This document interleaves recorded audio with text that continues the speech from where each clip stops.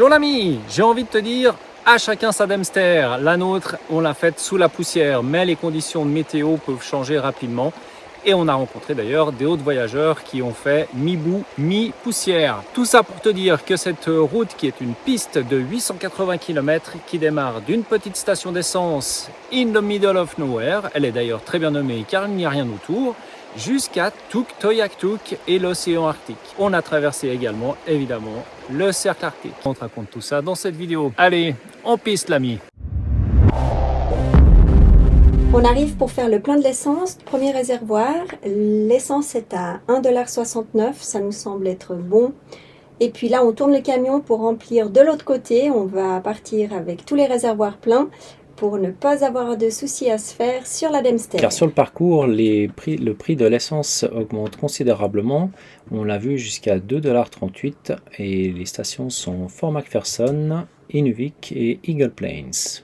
Là, nous commençons la Dempster Highway. Nous avons la possibilité d'y rester 10 jours puisqu'on a rendez-vous le 20 à Dawson et actuellement nous sommes le 10. Voilà notre objectif, l'océan Arctique à 880 km. Donc là, la piste est déjà mouillée, le camion est crépi, Oui, on va arroser. ou alors ils C'est arrosent.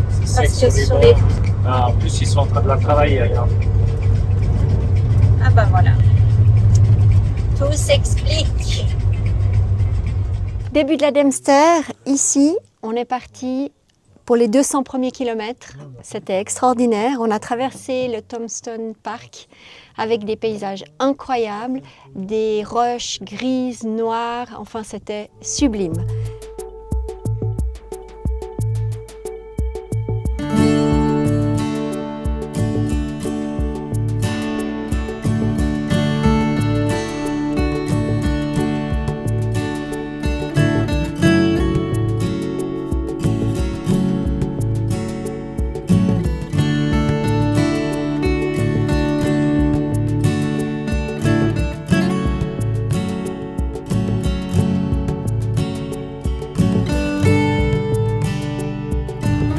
Les paysages sont variés.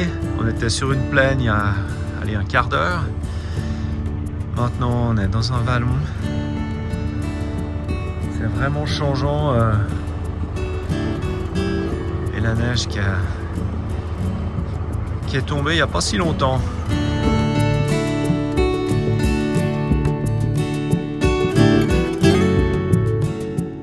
Sur la Dempster, tu croises aussi des cyclistes courageux. Après 250 km, la piste est devenue cassante. Il y avait beaucoup de cailloux pointus. Donc Alex était très concentré pour conduire. C'était pas facile. Et puis là, on a un peu attaqué les forêts d'épinettes noires où le paysage devient du coup un peu monotone. Ça a duré presque jusque-là. Hein. Mais on va quand même dire que cette piste cassante, elle a duré vraiment 100 km. Et puis après, ça allait de nouveau mieux, c'était plus roulant. Donc voilà, on croise les doigts. Pour l'instant, le pare-brise, il n'a pas pris d'impact. On n'est pas sorti d'auberge puisqu'on ne sait pas encore. Voilà, si on continue aussi, on rebrousse chemin. Ouais. Et la partie cassante, juste avant, enfin bien avant, on avait décidé de dégonfler nos pneus de manière à essayer d'être un peu plus doux sur la conduite. Et jusque-là, ça tient, donc c'est très bien, on est content.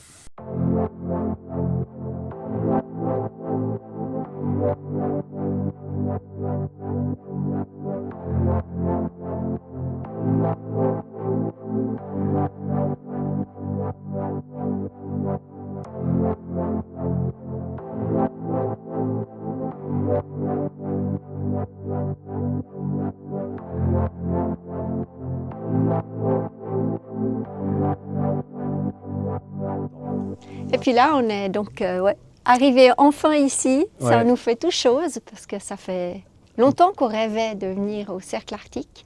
Eh bien, on y est.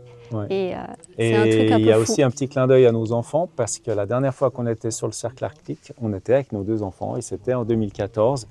début de notre réflexion sur ce voyage final. Exactement, c'était en Norvège. Ouais. Et là, maintenant, on a un vrai dilemme parce que pour aller jusque-là, nous sommes ici.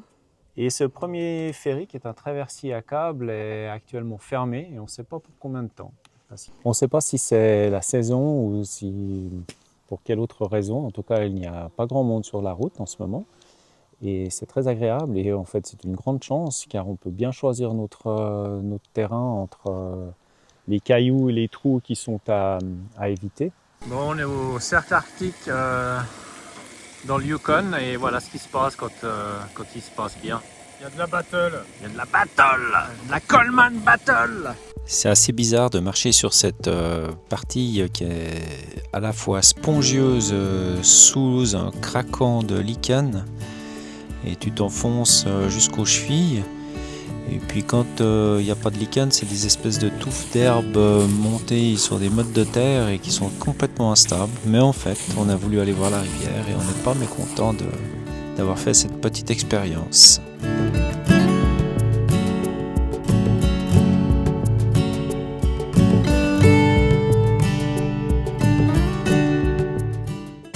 On est au col qui délimite le Yukon des territoires du Nord.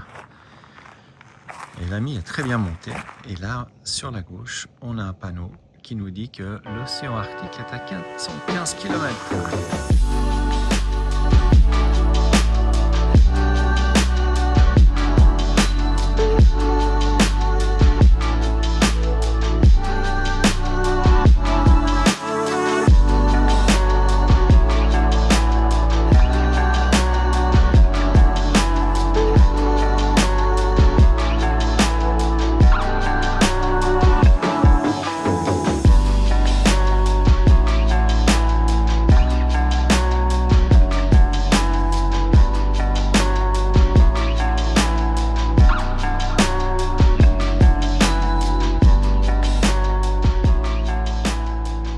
Bon, sur la Dempster, il y a 2 ferries. Ça, c'est le premier.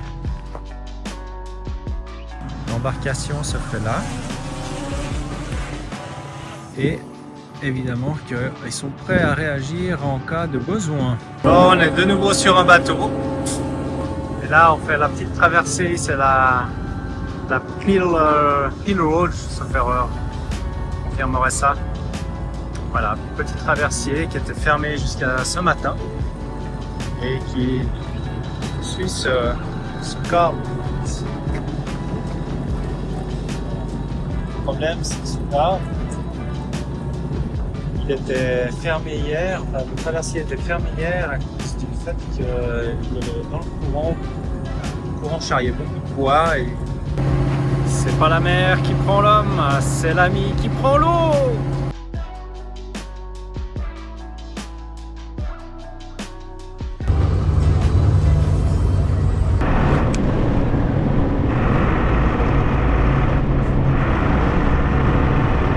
La Dempster, c'est aussi très bien passé jusque-là, simplement il fait beau, donc il y a beaucoup de poussière. C'est séance de nettoyage avant de pouvoir faire quoi que ce soit d'autre. Le matériel fait, on passera à la douche. Ah oui, alors on se sent bien poussiéreux. Alors l'arrivée sur Inuvik était goudronnée depuis l'aéroport. Une dizaine de kilomètres de goudron après plus de 600 km de piste, ça fait du bien.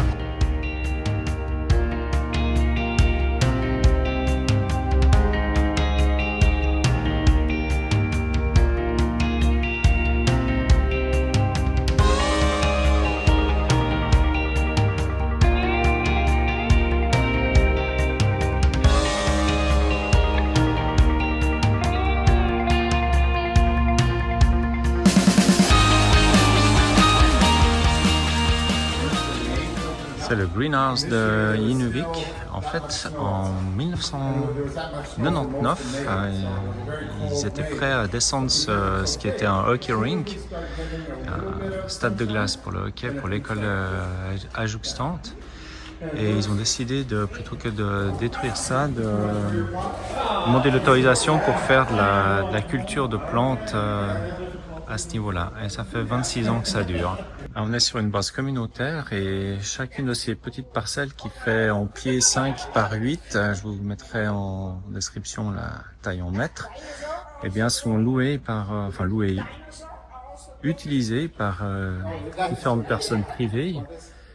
Et le guide qui nous disait que, en fait, ils arrivaient à doubler le nombre de productions entre mi-avril et fin septembre, car ces sols sont en dehors du permafrost, alors que dehors, ils pourraient faire de la culture que de mi-juin à mi-août. Voilà. Autre phénomène intéressant à Inuvik, il peut faire jusqu'à 38 degrés l'été. Phénomène qui est influencé par le fait que le soleil ne se couche jamais et qu'il n'y a pas d'influence de courant du Pacifique. Les dimensions de ces parcelles ont été pensées pour accéder au moins jusqu'à leur milieu depuis chaque côté.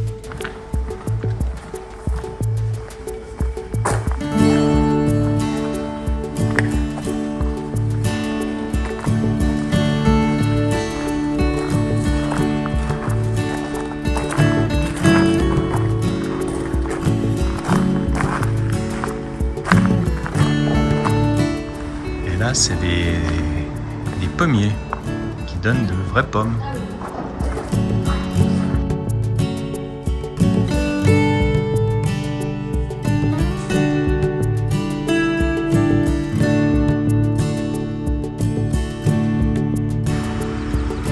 Et à Inuvik, il y a aussi son ski club.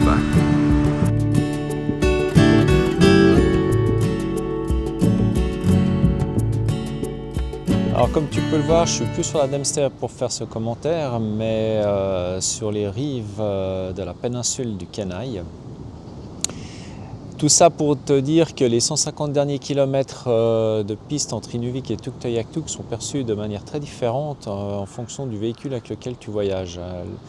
Il y a une énorme différence de passer cette partie en 4 roues ou en 2 roues, car il y a beaucoup de cailloux,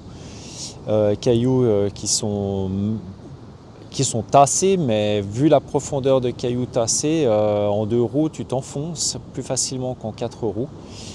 Et d'ailleurs, je vous invite à aller voir la vidéo que j'ai faite sur la Dempster à vélo de Johan et Clément, qui ont fait ça, d'ailleurs cette dernière partie en une seule traite. On a également eu la chute d'un motard devant nous, qui a certainement été surpris par cette profondeur de piste. Ça reste magnifique, on a eu la chance de passer la dernière partie, toute la partie, mais cette dernière partie, les lacs étaient encore partiellement gelés. Je vous laisse découvrir ça en images.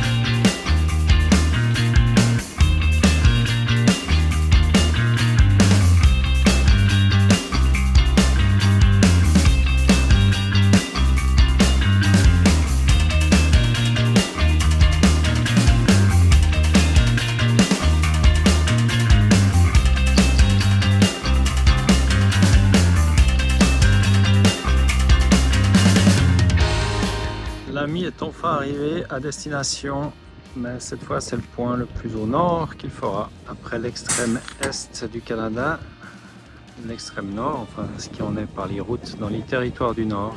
On y est, on a fait les 800 km de piste, on est sale, on est heureux parce qu'il fait beau, une étape, une vraie destination là.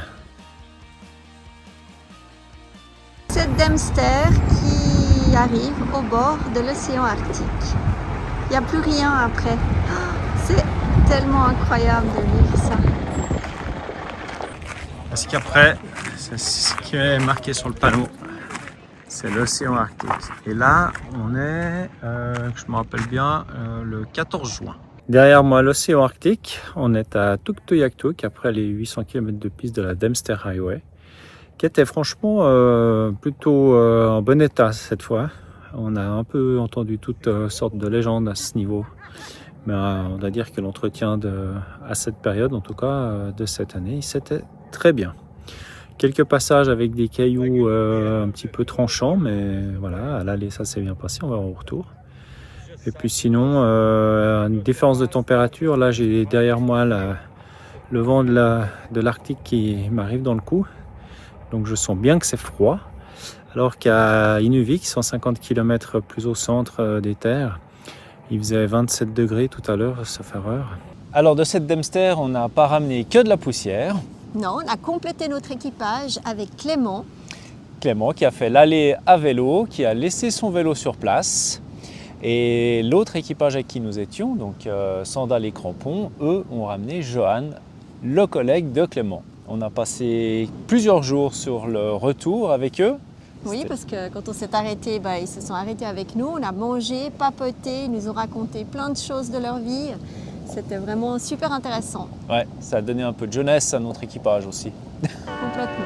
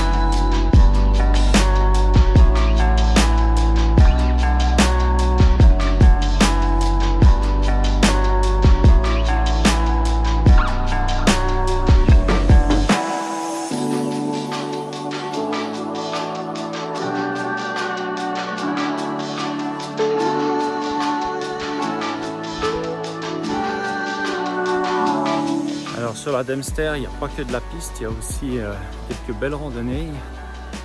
Et là, on s'en va faire la Grizzly Lake Trailhead. On n'ira pas jusqu'au bout parce qu'elle est enneigée et infranchissable pour les petits marcheurs que nous sommes.